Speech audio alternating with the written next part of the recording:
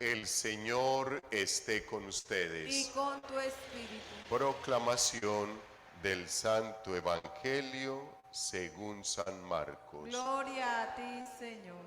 Por la señal de la Santa Cruz de nuestros enemigos, líbranos, Señor Dios nuestro, en el nombre del Padre, del Hijo y del Espíritu Santo. Amén. Amén. En aquel tiempo, Jesús y los discípulos volvieron a Jerusalén y mientras éste paseaba por el templo, se le acercaron los sumos sacerdotes, los escribas y los ancianos y le decían: ¿con qué autoridad haces esto? ¿Quién te ha dado semejante autoridad para hacer esto? Jesús les replicó: les voy a hacer una pregunta y si me contestan, les diré con qué autoridad hago esto. ¿El bautismo de Juan era del cielo o de los hombres? Contéstenme. Se pusieron a deliberar. Si decimos que es del cielo, dirá: ¿y por qué no lo han creído? Pero, ¿cómo vamos a decir que es de los hombres? Temían a la gente porque todo el mundo estaba convencido de que Juan era un profeta. Y respondieron a Jesús: no sabemos. Jesús les replicó: pues tampoco yo les digo con qué autoridad hago esto.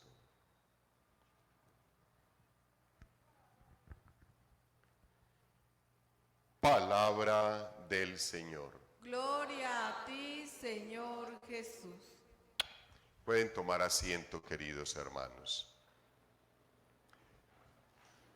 Dos mensajes muy especiales nos tiene la liturgia en la iglesia al comenzar este nuevo mes, el mes del corazón de Jesús, para que le tengamos presente y deseemos estar en su sacratísimo corazón. El primer mensaje nos viene del apóstol San Judas y muy especialmente nos está diciendo que nosotros primero tenemos que perseverar y segundo, ayudar a perseverar a los otros. Incluso nos invita, si hay necesidad de arrancarlos de allá, sáquenlos de allá. Es por el bien de la iglesia y por el bien de todos, pero también nos invita a que seamos prudentes en la oración. O sea, el arrancarlos de allá no es físicamente, sino la forma en que con contundencia tenemos que hacer las cosas. O sea, con buen ejemplo, con radicalidad en la oración, con buenos consejos y con toda la contundencia de la palabra de Dios. Es lo que nos dice el apóstol, muy especialmente, queridos hermanos. Dice: basándose en la santísima fe de ustedes y orando movidos por el Espíritu Santo, que ya lo tenemos, manténganse en el amor de Dios, aguardando la misericordia de nuestro Señor Jesucristo para la vida eterna. O sea, permanezcamos.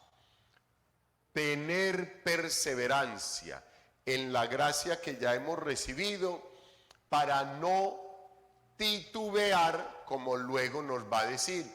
Si ven a alguno que titubea, ayúdenlo. Y ahí es donde nosotros tenemos que estar. Y esa es la labor que le corresponde a la iglesia. ¿Quién es iglesia?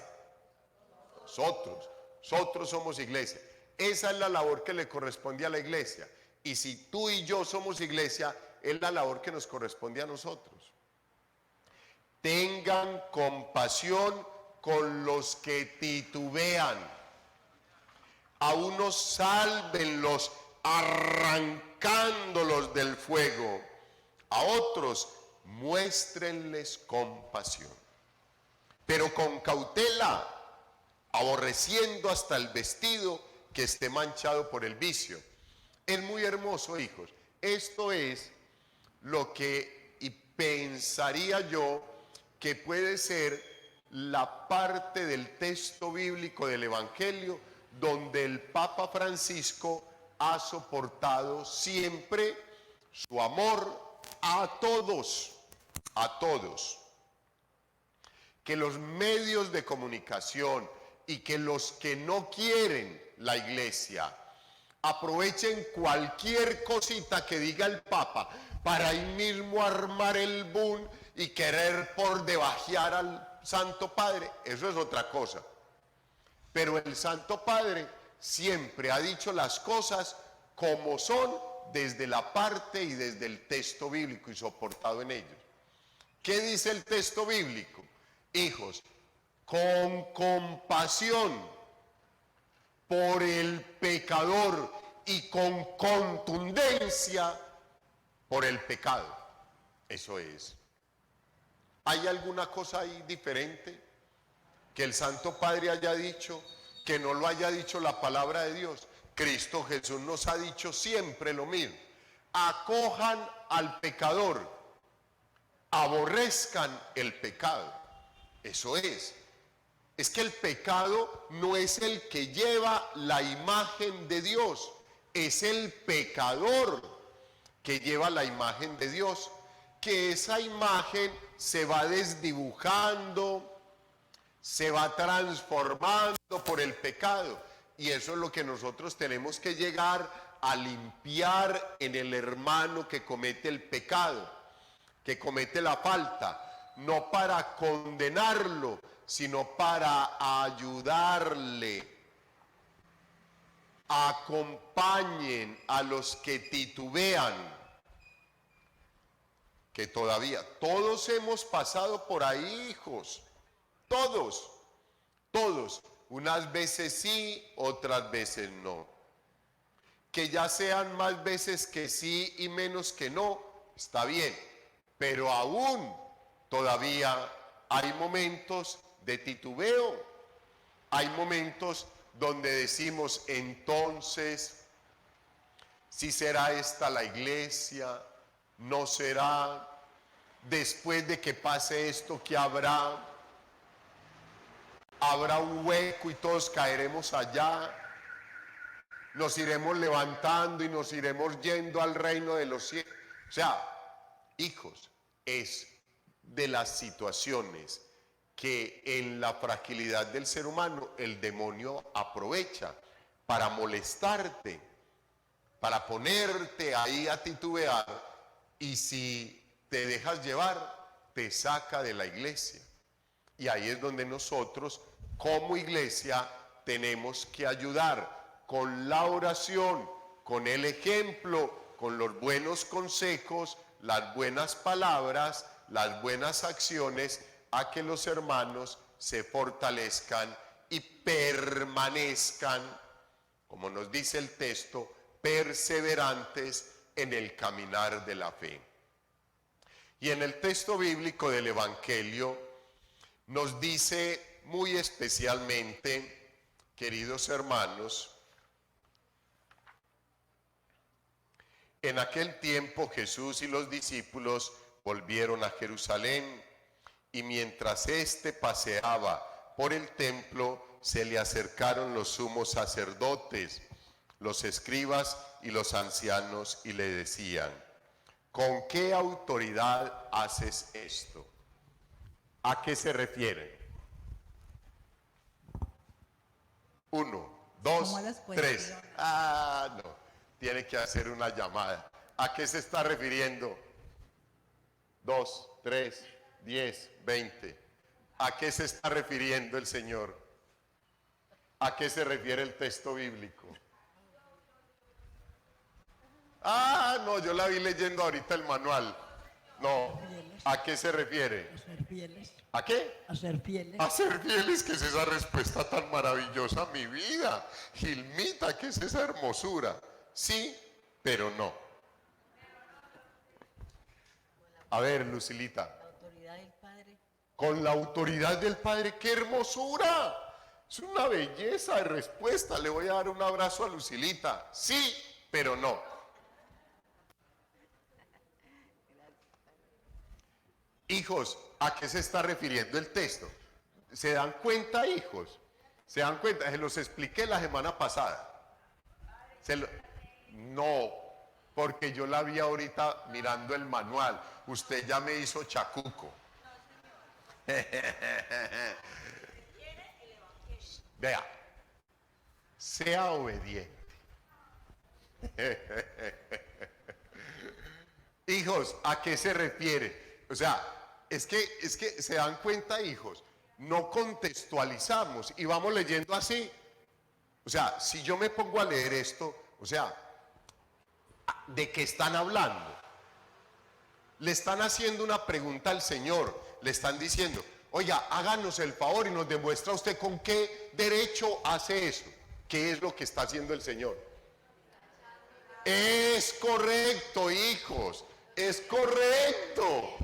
correcto, claro, pero hijos, se los expliqué la semana pasada, se los expliqué que el Señor se paseaba por el pórtico de Salomón y fue y vio allá que estaban volviendo la casa de Dios nada. Se los he explicado en varias ocasiones. Cuando vengo y me paro aquí en la puerta y les digo que los comerciantes eran todos allá afuera del templo y tenían ovejas, cabras, bueyes, harina, trigo, miel, aceite, todo eso, porque tenían que comprar la ofrenda, tenían que comprar lo que el sacerdote les decía como expiación de sus pecados. Cómprese 1 kilo de cebada y 2 frascos de aceite y los lleva al templo. Entonces, muchas veces no los tenían en la casa y venían y los compraban cerca del templo que se había armado el comercio. Para negociar, la gente buscaba donde tenían la necesidad. Eso siempre ha existido. Entonces, les he dicho que era tanto el comercio que había ya, que muchos llegaban ya aquí a la puerta, aquí, y de un momento a otro estaban acá. Y si les daban el espaciecito, se iban entrando, se iban acomodando. Entonces, ya había mucha gente organizando mesas para cambiar el dinero, mesas para vender las ofrendas, ya estaban dentro del templo. Al templo no se podía ingresar un dinero diferente al dinero que se había estipulado en el templo. No podían entrar imágenes del César. Las monedas con las inscripciones del César no podían entrar allí. Entonces había que cambiarlas, pero ya lo estaban haciendo dentro. Entonces, cuando el Señor sube al templo y ve eso, al Señor le arde el corazón impresionante. Él mismo lo dice en ese texto, porque mi casa es casa de oración y ustedes la han vuelto en una cueva de ladrones. ¡Pum! Y les volteó esas mesas y sacó palomas y animales y los animalistas no dijeron absolutamente nada y el Señor cogió porque era la autoridad y con un cordel y sacó a todo el mundo de allá, limpió la casa totalmente. A eso es que se refiere este texto bíblico. Lo que pasa es que como no lo trae ahí seguido, entonces pues yo no sé, yo cuando leo el texto yo digo, ay, le están preguntando al Señor y voy a mirar y yo no encuentro el texto antes. Pero si yo leo ese texto y no me pongo a analizar qué es lo que está diciendo, ¿a mí de qué me va a hablar eso? De nada. Por eso, hijos, nosotros tenemos nos sentamos a leer la palabra de Dios y ir en esos momentos leyendo y relacionando las veces que el Señor me ha dicho, que me lo han contado, que me lo han explicado en la iglesia, el curso bíblico que hice, la lectura que me encontré la vez pasada, la cita bíblica, y así uno va cogiendo como todo el contexto del texto bíblico. Entonces el Señor acaba de sacar a todo el mundo del templo, ya limpió el templo. Entonces se le acercan todos los ancianos, los doctores de la ley, todos, porque el Señor llegó a acabar con el negocio. Entonces se le acercan, venga, ¿y usted quién es pues o qué? Que viene aquí a acabar con todo esto. Vea, entonces, ¿ahora qué vamos a hacer? Entonces viene todo ese relato bonito después de este diálogo que el Señor les hace, porque ellos le quieren interrogar, quieren que les dé una respuesta para saber si hay la forma de ajusticiarlo por la respuesta que dé. Entonces el Señor les voltea toda la intención que ellos tienen a ellos mismos, para que ellos mismos se den cuenta de la hipocresía y de la falsedad que manejan. Yo les voy a hacer otra pregunta. Si ustedes me responden esa, entonces yo les respondo las dos que ustedes me hicieron. Se las plantea. ¿El bautismo de Juan era de Juan o era de Dios? ¿Era de los hombres o era de Dios? Y entonces comienzan ahí. Claro, falsamente. Eso no tenía sino una respuesta: de Dios por medio de un hombre, y punto. Pero ellos, para no echarse encima a todos los otros que lo estaban viendo, se cuidaron y no le quisieron responder al Señor. Entonces el Señor parecía como un diálogo de niños. Cuénteme y le cuento. Si usted me dice, le digo.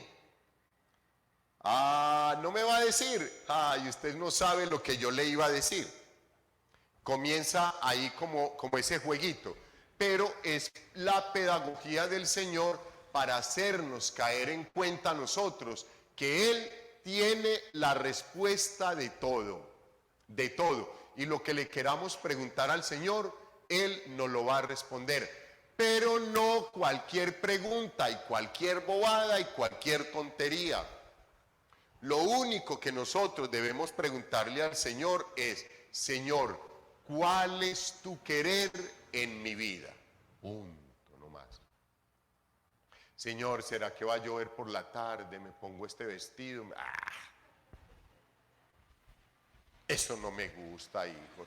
Yo espero que ya hayamos podido crecer un poquitico, no molestar al Señor, tantas personas necesitadas, agonizantes en las clínicas y hospitales, y uno deteniendo al Señor y robándole la atención al Señor ahí. Señor, entonces, ¿voy o no voy a esa fiesta, a esa reunión? No, el Señor ya te dio toda la capacidad para que tomes la determinación que tienes que tomar. Unas bobadas de esas no. Señor, ¿cuál es tu querer con mi vida? ¿Qué quieres tú para mi vida? Eso es lo que hay que preguntarle al Señor. Él no te va a responder que cojas el mío arriba en la calle. No le va a responder eso. Él le va a decir que seas santo, que seas santa. Eso es. Esa es la respuesta del Señor. Y eso lo sabemos por la palabra de Dios. O sea, que tampoco hay que preguntarse, sino amar al Señor. Señor, que yo acepte tu santa voluntad, y como lo decía ahorita la meditación, sálvame, Señor, sálvame, sálvame. Eso es lo que le tenemos que preguntar al Señor, si hay que preguntarle algo. Y esa es la respuesta y esa es la solicitud que nosotros debemos pedirle al Señor, que nos permita aceptar su santa voluntad. Aceptando su santa voluntad, Señor, sálvanos, por favor, salva. Eso es sí. Los dos mensajes para hoy entonces. Primero, perseverar en este caminar que todos llevamos, en la fe. Si vemos a alguno que está tambaleando, ayudémosle contundentemente, arrancándolo del pecado, con compasión, como hijos de Dios, duros con el pecado y cariñosos y afectuosos con el pecador. Y en el Evangelio, hijos, que entendamos que la casa de Dios, el templo, es la casa de oración.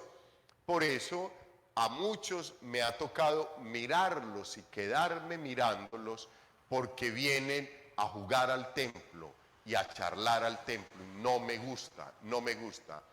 Les he dicho muchas veces, tras de que hartas distracciones tenemos en nuestro entorno para generar otras más acá, a los servidores he estado a punto de llamarlos, ¿qué hubo? ¿Se aquieta o la quieto? Hijos, todas esas distracciones y un servidor por acá repartiendo hojitas y no. Es la casa de oración, ya para eso hay un momento especial.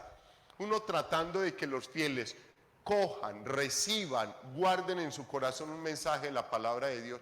Uno ve de acá, yo aquí los tengo a todos acá, pero se mueve el servidor y ahí mismo todos los ojos voltean para allá y se perdió el mensaje. Entonces, eso es, que nos demos cuenta que esta es casa de oración, que aquí venimos, cuando entremos al templo, ya concentrémonos en el Señor Jesús, que me va a dar un mensaje muy especial. Que no seamos hipócritas, falsos y fariseos preguntándole bobadas al Señor cuando sabemos qué es lo que tenemos que hacer. Y cuando entendemos ya qué es lo que Él quiere para mi vida.